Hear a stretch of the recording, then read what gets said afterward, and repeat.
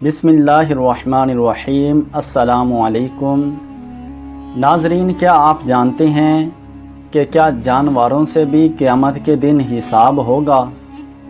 کیا ان کو بھی قیامت کے دن اللہ رب العزت کی بارگاہ میں حاضر ہونا پڑے گا؟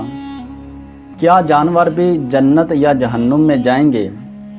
آج کی ہماری ویڈیو کا یہی موضوع ہوگا، لیکن ویڈیو میں آگے بڑھنے سے پہلے اگر آپ نے ابھی تک میرے چینل کو سبسکرائب نہیں کیا تو چینل کو ضرور سبسکرائب کر لیں۔ آپ کو اس طرح کی اسلامک ویڈیو اور انفارمیٹیو ویڈیو میرے چینل پر ملتی رہیں گی۔ دوستو، اللہ رب العزت نے قرآن مجید فرقان حمید کی سورۃ الانعام میں ارشاد فرمایا، وَمَا مِن دَابَّةٍ فِي الْأَرْضِ وَلَا طَائِرٍ يَطِيرُ بِجَنَاحَيْهِ إِلَّا أُمَمٌ أَمْثَالُكُمْ مَا فَرَّطْنَا فِي الْكِتَابِ مِنْ شَيْءٍ ثُمَّ إِلَىٰ رَبِّهِمْ يُحْشَرُونَ۔ ترجمہ: اور زمین میں جتنے جانور چلتے ہیں اور جتنے پرندے اپنے پروں سے اڑتے ہیں، وہ سب مخلوقات تم جیسی ہی اصناف ہیں۔ ہم نے کتاب یعنی لوح محفوظ میں کوئی کسر نہیں چھوڑی، پھر ان سب کو اللہ عز و جل کی طرف بلایا جائے گا۔ ناظرین، قیامت کے دن کا دائرہ کار جانوروں تک بھی پھیل جائے گا۔ اگر کسی جانور نے دوسرے جانور پر ظلم کیا ہوگا تو اس کا بدلہ بھی لیا جائے گا۔ مفسرین نے بعض آیات اور محدثین نے احادیث کی روشنی میں اس حقیقت کو بیان کیا ہے کہ اس دن کافر آرزو کرے گا کہ کاش وہ مٹی ہوتا، کاش وہ پیدا ہی نہ کیا جاتا، اور اللہ رب العزت کے عذابوں کو جب کافر دیکھ لے گا اور اپنے گناہوں کو بھی دیکھ لے گا تو وہ آرزو کرے گا کہ کاش میں پیدا ہی نہ ہوتا یا پھر میں آج مٹی ہو جاتا۔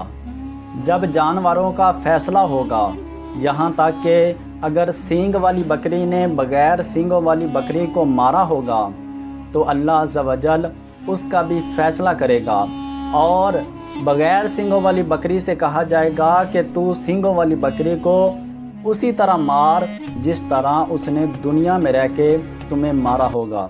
اس کے بعد جانوروں کو حکم ہوگا کہ تم سب مٹی ہو جاؤ، تو وہ سب مٹی ہو جائیں گے۔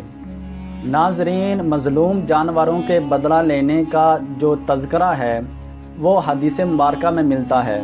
حضرت ابو ہریرہ رضی اللہ تعالی عنہ آپ روایت کرتے ہیں کہ نبی کریم صلی اللہ علیہ وآلہ وسلم نے ارشاد فرمایا، تمہیں روز قیامت حق والوں کے حق ضرور ادا کرنے ہوں گے، یہاں تک کہ سینگ والی بکری نے اگر بغیر سینگ والی بکری کو مارا ہوگا تو اس کا بدلہ بھی لیا جائے گا۔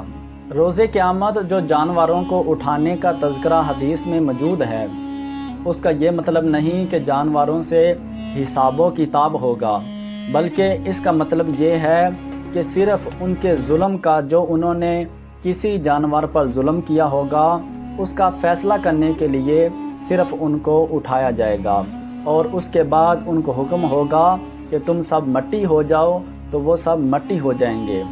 کیونکہ جانور شرعی احکامات کے پابند نہیں ہوتے، یہ صرف محض ان کے مقابلے کا قصاص لیا جائے گا۔ اس حدیث میں انسانوں کے لیے بہت بڑا سبق ہے۔ آپ سوچیں کہ جب جانوروں کو ایک دوسرے پر ظلم کرنا معاف نہیں کیا جائے گا تو انسان جو اشرف المخلوقات ہے اسے کیسے معاف کر دیا جائے گا؟ جب کسی طاقتور نے کسی کمزور پر ظلم کیا ہوگا تو اللہ عز و جل اس کو کیسے معاف کرے گا؟ یقیناً ان کے درمیان فیصلہ ہوگا، اور جس نے ظلم کیا ہوگا اس کو اس کی سزا ملے گی۔ جہاں تک جانوروں کے جنت یا دوزخ میں جانے کا تذکرہ ہے تو وہ بعض روایات میں ملتا ہے کہ 10 جانور ایسے ہیں جو جنت میں جائیں گے۔